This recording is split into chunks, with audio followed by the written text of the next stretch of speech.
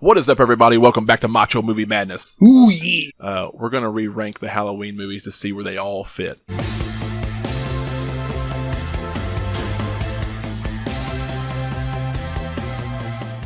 Alright, so we're going to go from worst to best, and this is probably not going to be too hard to guess for some people what is going to be The bottom of the list.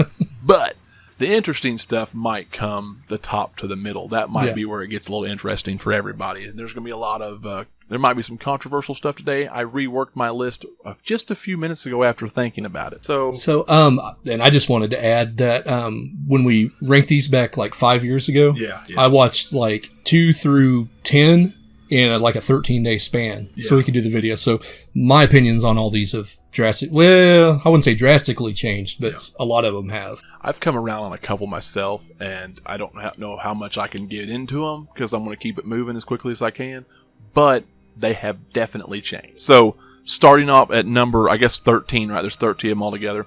Starting at number 13, you want to take this one first? I think we both agreed Rob Zombie's Halloween 2. Yeah, Halloween 2. Rob Zombie, that's no bueno. And it's weird. There's people who actually like this movie. I know. You're always going to get them. I think it's because they like Daniel Harris. I think it's because they like Scout Taylor Compton. I like him too. Not enough. I don't like my Michael Myers maskless and grunting. No. I mean, it's nothing against those two. They did a great job. Everything else was just dog doo doo, just poop. Not good. Like you said, the grunting, the beard. Tyler Mane, awesome stunt guy. Very menacing presence. White horse. No, that doesn't. A Sherry Moon and a white horse, just you'd think that those things would be a little bit okay, but they're not at all okay. No. So Malcolm McDowell as Dr. Loomis was not something I absolutely hated, but this one, he is insufferable. Yeah, they're just all insufferable, and they're hard to deal with. The way they deal with trauma is, I know everybody deals with it differently, but Rob Zombie probably needs to sit this one out.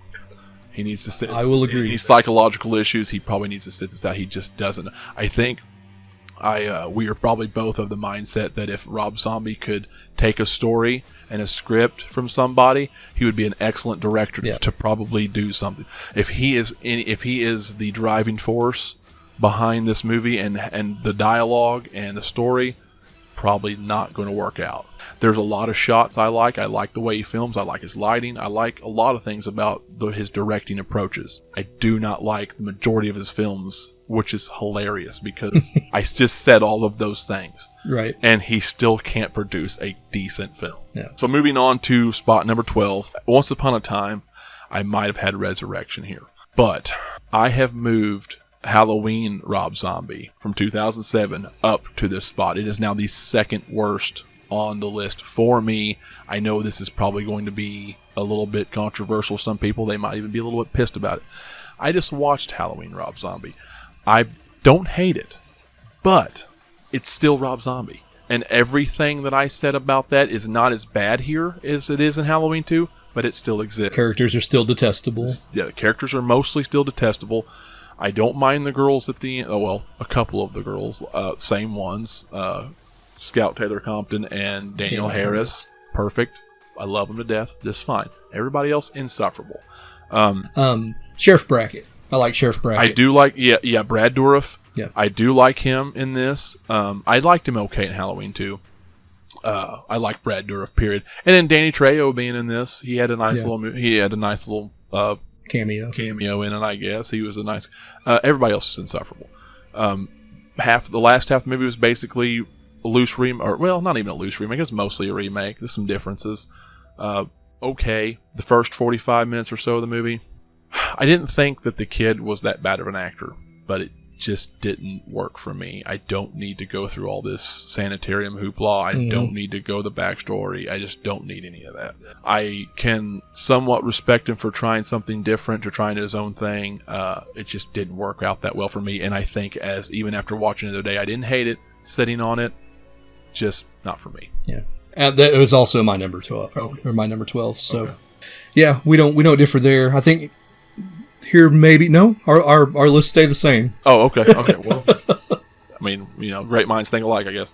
So, the next one is the very, very fresh, new released Halloween Ends for me. So, number 11, Halloween Ends. Yeah, you're going to see a review we put up if you haven't seen it already, and it's just not something that I'm not angry. Well, I am angry. That's not the correct thing to say. I don't hate the film. I kind of hate the film. He kind of hates the film. I don't hate all of the film, but I am very angry at what they said they were going to do with that trilogy, what they said they were going to do with that movie in particular, and they just didn't do it. They weren't consistent. They couldn't seem to wrap their head around what they wanted to do with the character of Haddonfield, because they made it a character, and the people in it.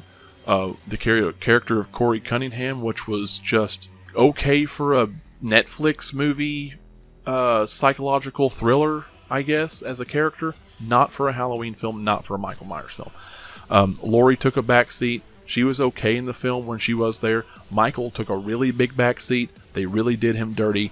I can't excuse that. I just can't. Which I know a lot of people are probably going to be all wonky about Halloween Resurrection being lower than this, but you're going to have to deal with it because at least Michael Myers was in that damn movie way more than this one. There was a few entertaining scenes in it. Yeah. And this is the same for you said, right? Yeah. I mean, it's the same. Yeah. It's bottom of the barrel. If it wasn't for Rob Zombie and his attention deficit disorder, it would be the bottom. Yes. Yeah. That's how far removed Halloween Ends is from the rest of the trilogy. David Gordon. Halloween, as I like to say. All right. So this would be number 10, I guess. Halloween Resurrection. I know this is really high on a lot of people's lists. Very tip top of the worst for some people that might interchange with some of the Rob Zombie films. In fact, not too long ago, I said I just changed this right before. I had Rob Zombie and Ends stayed where it was. Halloween Resurrection actually bumped up 2 spots here. Just after rewatching Halloween Rob Zombie and seeing that and then really thinking about it, and I just rewatched Resurrection. I know, I did it. I got through it. There's poor man. There's a lot of issues I have with Resurrection. Now, do I think it's as well put together a film as Rob Zombie's? No, I don't. Which might be kind of weird for somebody to hear this, for some people to hear. But there were some decent shots. I thought the mask looked decent in certain spots in the movie. Certain parts it didn't. But you got a lot of Michael Myers. You got a lot of the old classic Michael Myers that I love. And man, I know there's not a lot more redeemable things I can say about the movie. I had fun watching Busta Rhymes, even though it's awful and it's almost sacrilegious to say that. But I just had more fun watching Resurrection again after so many years than I did Halloween Rob Zombie. I think there was bits and pieces. It also held a little bit. It held up to a little bit of what I like in Michael Myers and that old original line of movies that we got before they started this whole reboot crap with Rob Zombie and then David Gordon and all. It just had a little bit more of a classic feel to it. I'm not saying the movie's great. I'm not saying there's not a lot of trash. It's number 10 for a reason. It's number 10 for a reason. It's just there's things that I have found more redeemable at this point in time in my life than I can for the other ones. Ends is easy. It's easy to beat Ends because it has way more Michael Myers in this. And at least this is a Michael Myers movie. They tried to do the same thing with this. They tried a different approach after they killed off Jamie Lee Curtis. Not a good approach, but at least he was there. And at least he was defending it. He was at his house. I mean, yeah. But I mean, they didn't do anything with that in this movie. They just didn't. And then, Rob Zombie's just all about taste. It's just about taste. About none. Yeah, if you have no taste in movies, okay. So this is where our lists separate just a little bit. I'm going to go with Halloween 5. Really? Yeah. So they take these characters. You'll find out Halloween 4 is near the top of my list, as it should be everyone's. Yes. And they take these characters and they either you've got the character of Rachel who dies 15 minutes into the movie after you grow to love that character in 4. Yeah. They make Dr. Loomis kind of detestable in this movie. Yeah. Daniel Harris is saying things like "cookie woman" in this movie. Yeah. It's not good. No. I kind of like it because it's got the feel of Halloween to it, which another one coming up on my list is the same way. But there's just too many things I don't like about it to put it any higher on my list than this.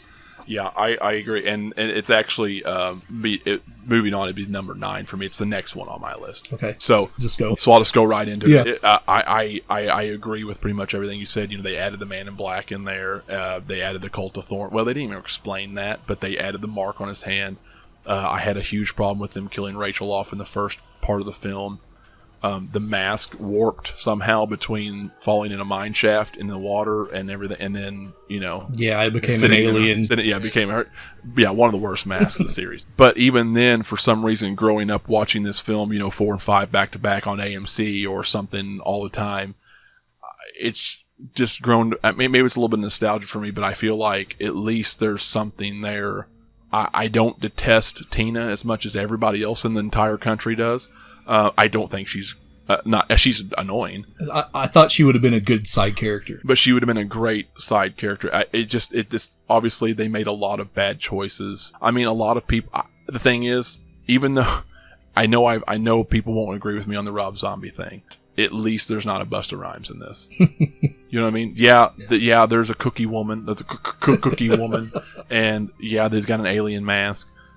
There is no Busta Rhymes. There's no a bunch of white trash talking Rob Zombie characters in it, and there's no Corey. There's no Corey, and bad mask or not, Michael Myers is in this a ton, and they kind of put him back in the shadows. Of course, there's a couple scenes in that movie where he's like stalking Michael in that car in the middle of the day. Yeah. Somehow no one sees a big alien masked guy. It's Halloween, I guess. Yeah, it's Halloween. Like I said, not a perfect movie, but I think just the fact that I watched 4 and 5 back to back and I can at least get some kind of enjoyment out of some of the movie. Puts it up at 9. Puts it up at 9 for me. At the end of the day, no Busta Rhymes. Yeah. Which is crazy to say, by the way, because I just put a decently made film as far as how it was shot and ends, and a Rob Zombie's film above that. It's all in what you like. It's all in what you like, I guess, because it maybe doesn't make a lot of sense in my mind. The Busta Rhymes segue it's a good segue to go into my number 9, which is Halloween Resurrection. Okay. Not a good film. No. But they don't take, other than the Laurie Strode thing, which when I watch Halloween Resurrection, I kind of watch it like I do Friday the 13th Part 2. Like, if you pretend that first 15 minutes doesn't exist, where like in Friday the 13th Part 2, what in the world is Jason doing in the city? What is he killing off Alice for? Yeah. How did he know where she lived? Yeah, if you start from where it starts showing the kids, and I'm kind of that way too. If you start after that cold open with the Laurie Strode thing, it's just a dumb, fun movie. Yeah, it is. The thing about Resurrection, I mean, other than the Busta Rhymes stuff, that can be entertaining and angering at the same time, is that it didn't hold up very well because it was very much a product of its time. Of the early 2000s. Some of these other ones kind of hold. You recognize they're older films, but you can kind of see. This one here is so stuck in 2002 that it's not even funny. You know what I mean? Yeah. With when he's slowly texting her, he's still alive. Slowly texting her, and and the early days of internet watching stream. It might be a little bit ahead of that on that end, but everything else is very, very 2002. The slow motion shots, some of that's just not good, and it's stuck kind of in 2002, and that's what really hurts it. Other than the Busta Rhymes thing. Yeah. So number 8 for me is Halloween Kills. It took me a second. I kind of went back and forth between this and my next one. But there's some bugaboos I had about the dialogue and some of the stuff that was written and the choices they made in Halloween Kills. I think for a popcorn movie and a Jason type movie, we haven't had Jason in 12 years, right? Or 13. This kind of fills that void a little bit. I think the kills are fun. I think it's a great slasher film. I think it's a great popcorn film. That flashback scene is amazing. I that almost by itself would put it up higher or lower, I should say in this case, right? At the same time, there's a lot of things that they've done in the movie, and especially with the whole mob mentality. I don't mind that, but what they did, the Evil Dies Tonight chant, all that, it really sets that film a little bit lower, right? It brings the film down. So that's why I put it there.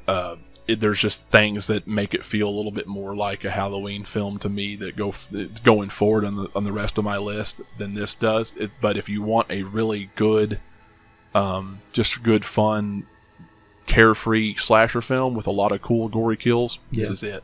This is it. Like I said, it's really close between this and the next one. Where are we at now? Number 8. I can't believe when I first watched these, from then till now, I can't believe I'm going to say this, but Halloween 6, number 8. Yeah. And it's all because of the atmosphere. Yeah. The story is kind of garbage. Yes. But it feels like a Halloween movie. The same way Halloween 5 kind of feels like a Halloween movie, but they didn't take the characters I love and just trash them. Just trash them. Yeah, because they're all new characters, except for one returning character. Well, a couple of returning characters. Yeah. Yeah, and there's a couple of these characters that are detestable, but they meet grisly demises, and it's fun. Yeah, yeah. Well, do you say Halloween 6? That's my number 7. Okay. Now, and that's what I say. Maybe before 6 was much higher, but I have grown to have a little bit more appreciation for 6. It's still not perfect. Like you said, this plot, it's not good. They felt, I don't know, 5 put them in a bad situation where they felt like they had to clean that up, but then start something new. It was also around a time where slashers were pretty much dead in the water. This is a year before Scream. They haven't had the resurgence. Dimension has a hold of it here. You can say what you want about Dimension. They have a lot of hit and misses with their choices. And this is very much a grunge feel as opposed to the new feel that Scream had, the H2O and some of them have later. I don't even necessarily mind it. Now, the theatrical cut, depending on who you are, you might like it. The kills are better. The music's a little more guitar-y and more rock style, grungy. I don't hate that. I don't love it. But as bad as the story is, I think the producer's cut kind of is why I like this film. Rectifies it a little bit. Yeah, you're right. There is some goofy stuff there too. The borderline or basic blatant incestual thing going on with Michael and Jamie and this baby is ridiculous. The cult thing is not the worst thing I've ever heard. If you want to explain away his ability to live forever and be invulnerable, but at the same time, it's hokey, and it's if you want a hokey film, okay, but I don't want a hokey film in Myers as much as I would in like a Halloween 3 type, right? But that producer's cut really brings all this hokiness together in a much better way, and the music, the score in the producer's cut is more accustomed to the old. It's the old orchestral. And it's more. It's I think Alan Howarth worked on this too. Howarth worked on this as well. Anything he touches, it's pretty good. He worked on pretty much all these films, right? At least up until then. It had the old score from like the original in this, and they used that a lot more. The kills weren't as gruesome, which is kind of a knock depending on your mood. But yeah, like you said, atmosphere, lighting, setting. Yeah. It felt like a Halloween film, and it felt dark, and it felt and Michael was killing people. And he was there, and he kind of was in the shadows. He was scarier in this film. So that takes us to numbers. That's your 7. That's my 7. This is my 7. That's on your 7. Okay, so Halloween H2O. I don't like Scream in my Halloween, so that's basically why it's there. I'll admit it's a good movie. Yeah. It's that's why it's down here up here so high. But it's just it's got that 90s, total 90s feel to it, and kind of takes me out of the movie just a little bit. Yeah. Well, and I think we're kind of teetering right there too. Yeah. So my number 6 is H2O. I do agree with you on a lot of that. It's very screamy. It's definitely a lot different feel. It definitely feels like that step up. Because Scream was so popular and so successful, but also in the late 90s when slashers had the resurgence after that, Jamie Lee Curtis was involved. John Carpenter was supposed to be involved and then backed out. But you definitely felt that step up from like a Halloween 6, which was basically direct-to-video or almost direct-to-video. I can't remember if it was or not. I think the thing that throws me off about H2O, it is very screamy. I just watched it again recently too. The thing that throws me off the most is the mask. Yeah, I don't hate the mask, the screen used final mask, but it changes so much in the shots that now that what you notice, you'll never not notice. See it. Yeah, you never not notice, and it's distracting. I thought the character of Laurie in H2O also was done better with her trauma and her alcoholism. Everything else was done so much better in this than even David Gordon Green's. And that might be a controversial statement at this point. Might be a hot take. I think that's true. I think it was done better in a way because she was so Sarah Connor at the beginning of 18. Yeah. And this one, she was more traumatized. Yeah. Not as much she could do about it. Yeah. Yeah. But she really also by the end of the film, yes, turned that corner, and then it developed into like, she locked herself in and she went after herself. That was a cool scene too, and the orchestra and the music picked up and she yelled his name in the courtyard. Awesome scene. Yeah. There's a lot of good about that film. Okay, so my number 6 would be Halloween Kills, and that's just because it's a fun popcorn movie. It reminds me, I'm a big Jason Voorhees fan. It reminds me of something he would do. Yeah. That scene where Laurie's house is burning in the beginning. Yeah. And he comes out and he's kind of spinning that pickaxe around, yes, and he takes out everybody. That's Friday the 13th to the max right there.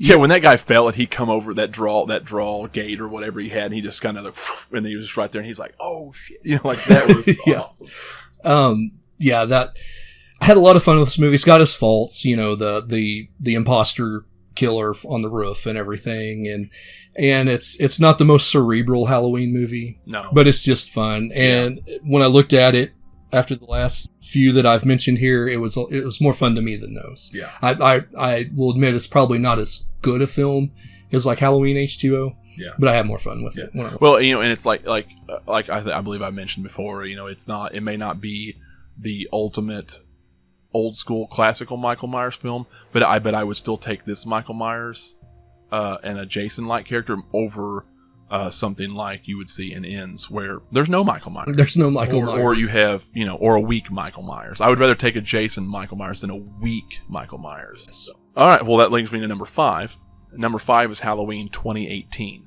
Which is also my number 5. Okay. So that worked out pretty good. Okay, good. So Halloween 2018, I thought, as mad as I was and disappointed as I was about them retconning Halloween 2, I thought this was a very good film.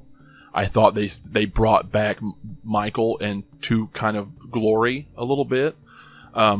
I don't think they successfully finished the trilogy the way they promised with, to making him a man and making, him not Laurie's brother and, all that. They really played that up a lot, like that was important to the character, to both characters, or to what makes Michael scary. And I just don't think that's true. I don't think they delivered on that well enough for it to matter. So that kind of upsets me even more that they retcon too, because it doesn't, at this point, you made this big deal. It's a moot point. Yeah, it's a moot point. So, but that out of the way, I thought the kills were great. Even a lot of them were discover kills or off-screen kills.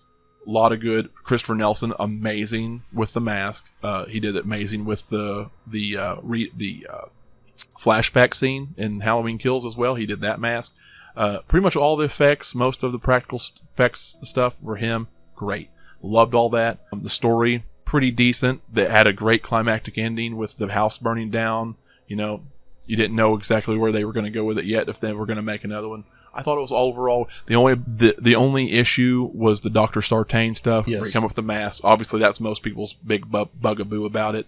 And also there was another scene where Ray, the father, Karen Strode's husband, died, and really no one acknowledged it much after the fact. It just kind of seemed like the girls didn't see.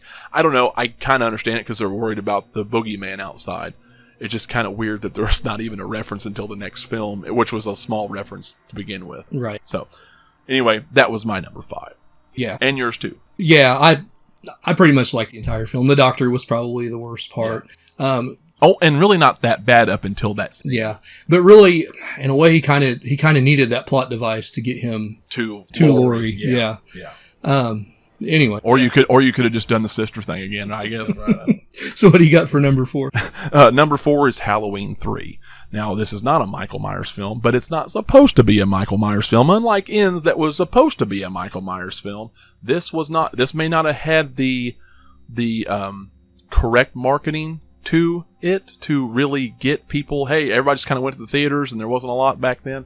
But it was never really supposed to be in it. I don't remember it ever blatantly saying, "Hey, Michael Myers." Yeah.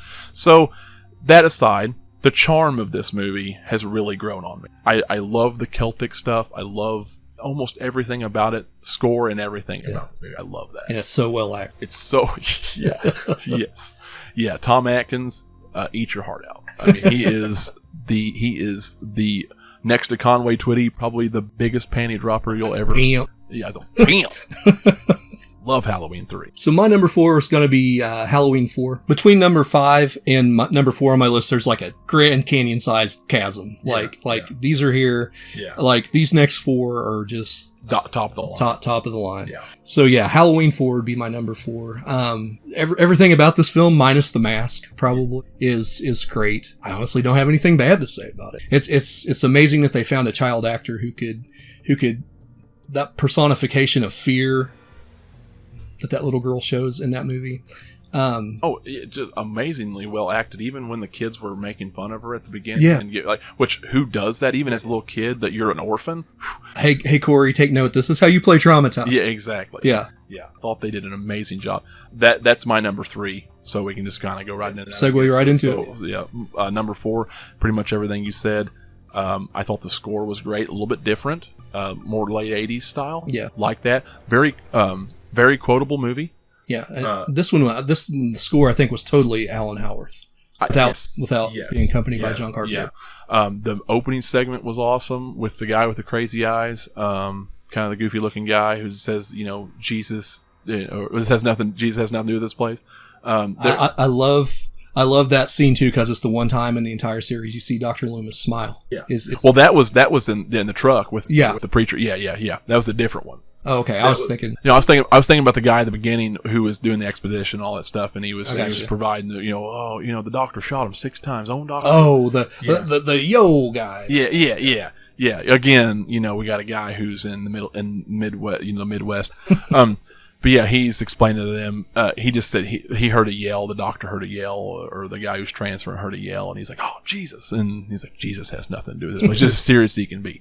But very quotable movie. The scene you're talking about with the old drunk preacher in the truck, I love that. Oh, you're a pilgrim, all right. You can't kill damnation, Mister.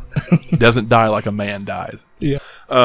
Him stirring up Earl and the boys. Yeah, that that is how you do a mob scene. That's exactly how you do a mob scene. You would fry his ass. Just the right amount of humor for a dark movie. You dumb son of a bitch.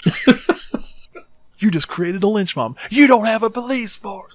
Yeah, love that movie. It's like you said, the mask. Oh, it's atrocious. And I think George Wilbur is a nice guy. I don't think he does a bad job. I think he's a little bit too big and bulky for the role that I'm used to, that I envision Michael Myers. Everybody has their Myers, right? Yeah. But I think he did an okay job in this. I think he was a little bit scarier in 6. The mask was probably a little bit more of a part of that. But yeah, all in all, great film. Yeah, good film. Can't say anything other than the mask, and I don't think there's any bad acting in that movie at all.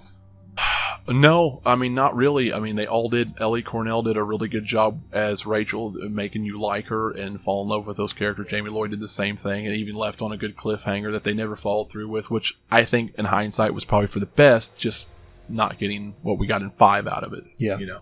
My number 3 will be Halloween 2. Halloween 2. So we did a versus that was very controversial. Yeah. And I'm about to retract a statement here, and Brandon's smiling from ear to ear. I already know what's happening. Yeah. But Halloween 2, I had a really hard time not putting this as my number 2 on this list.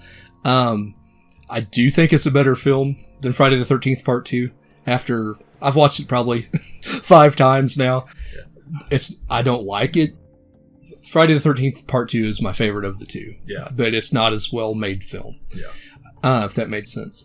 But I do like this film. I think in our original review, and this was of course seeing it one time, I didn't really care for the characters like Bud and all them. But after watching it a few times, you kind of grow to really like those characters. Mrs. Alves and Bud and Nurse Jill, and was it Jimmy is the other MT? Yeah. It's actually who is believed to be Jamie's father, I guess. Really? Later, Jimmy. I think his name was Jimmy Lloyd. Maybe they never explained his last name. I can't remember. Ben Tramer really missed out on that one. Yeah, poor guy. Too busy burning by a cop car. Yeah, but I do like this film a whole lot. It's dark and creepy with the corridors and everything. Yeah. I'll let you talk. I know you want to talk about it, so it's my number 2. Okay. And it's I tell you what, I don't know about what I said in the re-ranking or the first ranking because it's been so long ago, but this was my first Halloween film that I ever watched ever. I caught the end of 1, and then saw 2. I was very young. It's kind of confusing at first too because I didn't realize it started because it's the exact same scene, at the very beginning as it is at the end. I'm like, I just watched it. What's happening here? Anyway, I finally got it. But it's my first one. I think there's more going on. I think it feels like a Halloween film. I think it's creepy. I think it's dark. It's scary. The setting, in the hospital. It's super. Oh man, it's like it hasn't been touched again in this franchise. And I would almost put it above the first one. Because I almost would. It's so close to me. I mean, it's an extension of the same one, right? It's the same night. But just because there's a little bit more going on, it feels like a more live. It's bigger budget, so it's a livelier deal. I know that the charm of the first one, I'll get into that. But yeah, I would almost put this number 1. That's how much I love this film. And that's why I was so angry about it being retconned. It might have a few issues. Dr. Loomis is a little bit crazier with, and there's some of the dialogue is a little bit ridiculous, but I think that's another charm that it has that early 80s films, especially in the slasher genre, have. There's a few, where he pulls up and he's like, oh, the tribe, one of the number was butchered. This is a wake. And like, what does that even have to do with anything? But I love it. Yeah. It's so crazy. It embodies what Dr. Loomis is and becomes throughout this entire series. Yeah. Especially when the poor guy just can't catch a break. Everybody thinks he was, the one that let Michael out. He kind of never got a fair shot, right? So in a way, you kind of get a little bit crazier, No one's going to listen to you. Yeah. Kills were great. All the characters were great. Supporting cast were great.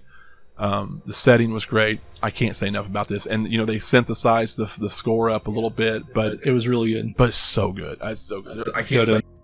I like it. Yeah. Bing, bing, bing. Yeah, they really, really use that electronic stuff, but I still love that. It just gives it a whole different feel that I love it, man. So, yeah, I was kind of torn between that and Halloween 3 as my number 2. Yeah. But when we originally did our Halloween video, I really, really stuck up for number 3. Yeah. Because it's just, when you watch it for what it is, it's so original. There's nothing else like, I mean, what would you even compare this movie to? Man, looking back, there's not anything. It's got a little Invasion of the Body Snatchers. Maybe. I think I can't remember what Tommy Lee Wallace said, but it's something along those lines. There's something he was going for. Yeah. But it is a whole fresh thing. Like, I don't think I've ever seen anything like this ever again. But the reason I put it above number 2 is, me and my daughter just went to the theater and saw this a couple months ago. Alamo Drafthouse was doing like the movies of 1982, and for some reason they showed this in August, which is just weird. Awesome. But there's a full house, and I drove like an hour and a half to go see it, and I'm like, would I have done that for Halloween too? I don't know. Maybe. I've seen one in theater, so I definitely would. I probably would, but without doubt, I saw that and I'm like, buy tickets. Yeah. So me and my daughter went and watched it because she loves this movie too. We watch it every. It might be easier for you because you're a Friday fan too. Yeah. I don't know. Yeah, I get it, man. I after I watch it, and it's grown on me so much that I watch it, I'm like, man, is there anything out there that I could watch that will give me the same feeling? Is there anything else I can find out there?